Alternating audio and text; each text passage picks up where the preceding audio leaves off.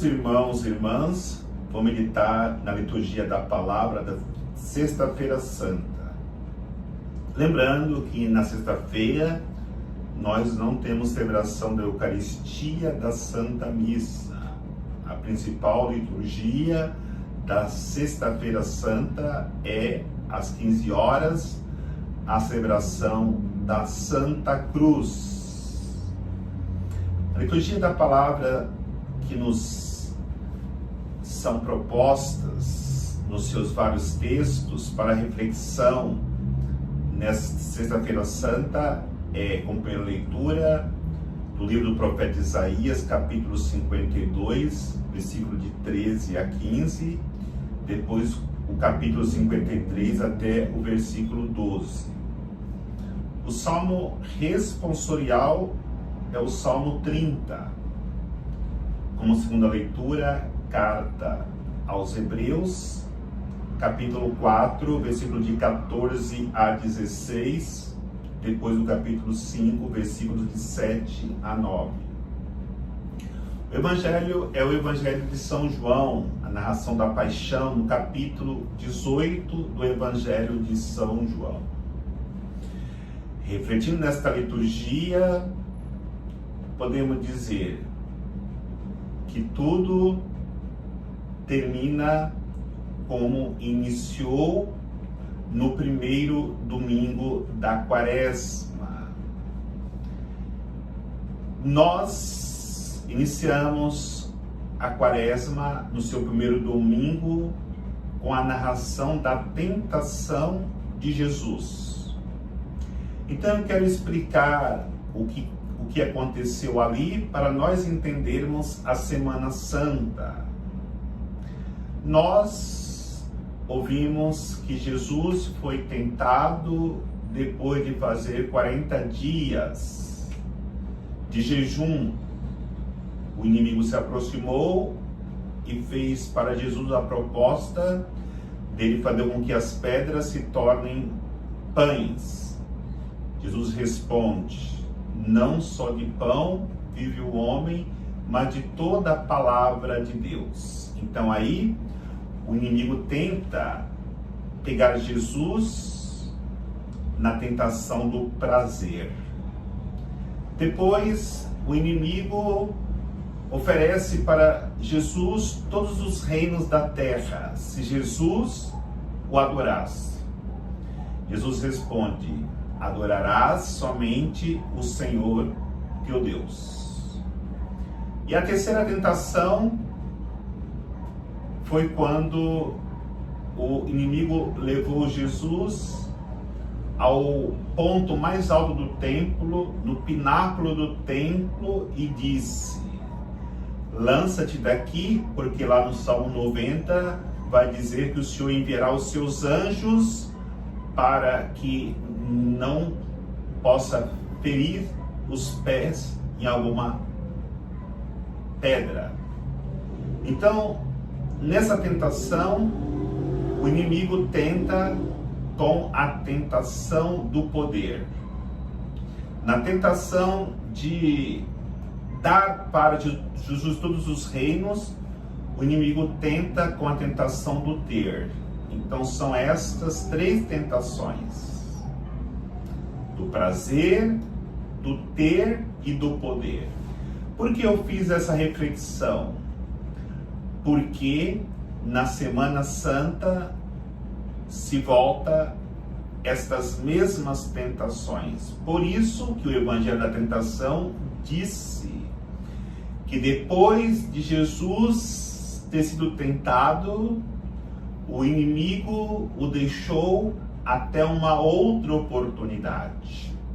Não tenhamos dúvida que esta outra oportunidade que o inimigo vai tentar Jesus é na Semana Santa. E aí nós encontramos estas mesmas tentações que Jesus é tentado na Semana Santa. A primeira tentação vem dos judeus, de maneira muito particular de Anás e Caifás, sumos sacerdotes. Esses tinham o prazer de mandar no povo, tinham o prazer pelo dinheiro, tinham o prazer pelos banquetes. E Jesus ameaçou, denunciando a maneira errada que eles viviam como ministros de Deus. E eles, com medo de perder este prazer de mandar, de estar sempre tendo pessoas que lhes obedecem, procuram matar Jesus. A segunda tentação que encontramos na Semana Santa é a tentação do ter. Judas Iscariotes, ele vende Jesus por 30 moedas de prata. E aí nós entendemos, o inimigo tenta Judas para que ele venda Jesus. A tentação do ter levou Judas a cometer tamanho crime. E a terceira tentação é no momento que Pilatos, ele lava as mãos para agradar o povo, para manter o seu poder, para manter o seu status. Por isso ele entrega um justo, porque se ele não obedecesse os judeus, ele corria o risco de perder o seu poder. Então, nós encontramos aí as três tentações do prazer, do ter e do poder, onde o inimigo volta a tentar Jesus como fizera outrora no deserto. No entanto, é muito importante nós refletirmos em nossas próprias vidas se nós muitas vezes não temos estas tentações de trairmos Jesus com a tentação do prazer. Quantas vezes estas tentações, que são várias, dos prazeres, e nós acabamos entregando Jesus à morte. Todas as vezes que deixamos o prazer dominar o nosso corpo e, consequentemente, a nossa alma, nós entregamos Jesus. Quantas vezes nós, no desejo de obtermos coisas, de ter coisas, nós fazemos como Judas, traímos Jesus, porque muitas vezes colocamos o buscar as coisas, o ter as coisas, num lugar muito mais elevado em nossas vidas do que Jesus. Aí não temos tempo para rezar, não temos tempo para ir à missa, não temos tempo para a família, porque eu busco de maneira desequilibrada o ter e possuir cada vez mais. E também o perigo do poder que as pessoas buscam, que nós buscamos, o perigo de fazermos o mesmo que fez Pilatos diante do medo de perder a posição. Nós lavamos as mãos diante de tantas injustiças que acontecem no mundo, onde as pessoas injustiçadas não têm voz nem vez. No entanto, para mantermos nosso status, nós acabamos por não agir com justiça para não perder o nosso poder.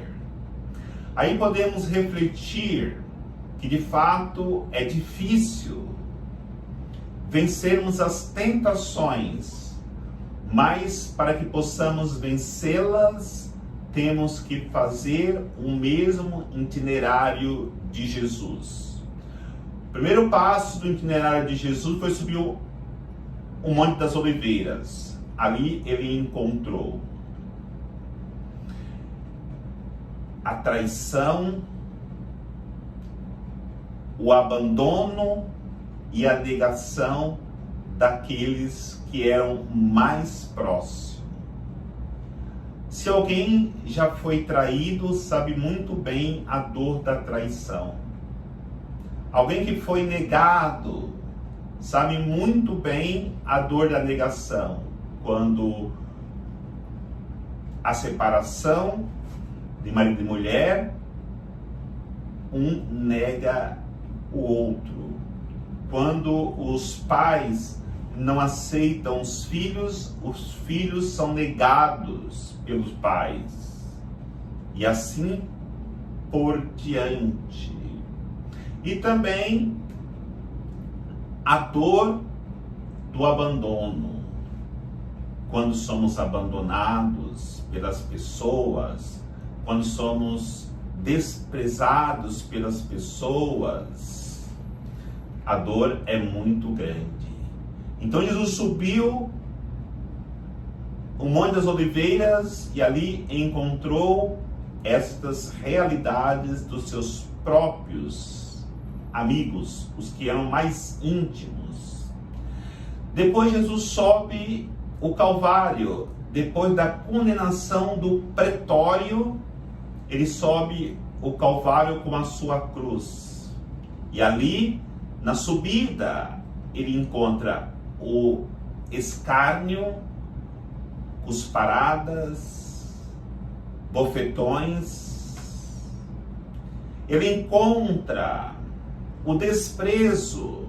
Todos desprezam Jesus. Encontra também a humilhação. Jesus é humilhado, subindo com aquela cruz para o Calvário nu, olhando para nossas próprias vidas. Aí está o caminho para que nós possamos vencer as tentações. Quando somos escarnecidos, quando somos desprezados, quando somos humilhados, estamos trilhando o caminho que nos leva à vitória das tentações de nossas vidas. E depois ainda encontramos a terceira subida, que é a subida da cruz, onde ele é crucificado, ele é levado no madeiro, e ali ele sobe com a coroa de espinhos, que atinge o mais profundo do seu crânio, da sua cabeça. Ele recebe a lança no peito, que transpassa o seu peito, a dor da lança transpassada. E ele tem os seus pés cravados com os cravos que lhes trazem muitas dores. As suas mãos com os cravos que lhes traz muitas dores. E aí temos que refletir no nosso sofrimento. Quem de nós sofreu até o mínimo do sofrimento que Jesus sofreu? Não sofremos 0,1% daquilo que Jesus sofreu, mesmo que achemos que somos os maiores sofredores do mundo. Por isso temos que refletir, nessa sexta-feira santa, quem eu tenho sido? Pilatos que lavou a mão, ou Cirineu que ajudou Jesus a carregar a sua cruz? Eu tenho sido o soldado que transpassou o peito de Jesus com a lança, ou José de Arimateia, que deu seu próprio sepulcro para que Jesus fosse ali depositado. Quem tinham sido o apóstolo João, que foi com Jesus até as últimas consequências, até a cruz, ou os apóstolos que abandonaram Jesus com medo da cruz, na hora que tinham que passar pela cruz. Quem tinham sido a mulher de Pilatos, que mesmo tendo uma visão, um sonho, não teve coragem de defender Jesus, ou as mulheres que de madrugada foram ao encontro de Jesus no sepulcro, ou as mulheres que estavam aos pés da cruz, vendo que Jesus foi crucificado. É muito importante nesta Sexta-feira Santa respondermos quem nós somos, porque a resposta que vamos dar depende da nossa salvação, da nossa ressurreição para uma vida nova e eterna com Cristo. Motivados nesse dia de jejum, de abstinência da carne, de nos aproximarmos e beijarmos a Santa Cruz, para que, nos aproximando dessa graça, experimentemos já a graça da salvação que Deus, na sua oferta da sua própria vida, ofereceu para cada pessoa humana. E nós somos convidados a experimentarmos dessa graça trazida para nós no sofrimento de Jesus, na sua paixão, morte e depois a alegria da sua ressurreição gloriosa. O Senhor nos abençoe, em nome do Pai, do Filho e do Espírito Santo. Amém.